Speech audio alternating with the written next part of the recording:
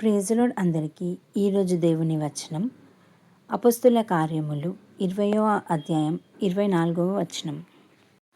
అయితే దేవుని కృప సువార్తను గురించి సాక్ష్యం ఇవ్వడంలో నా జీవిత లక్ష్యాన్ని ప్రభు అయిన యేసు వలన నేను పొందిన పరిచర్యను పూర్తి చేయడం కోసం నా ప్రాణాన్ని నాకెంత మాత్రం ప్రియంగా ఎంచుకోవడం లేదు.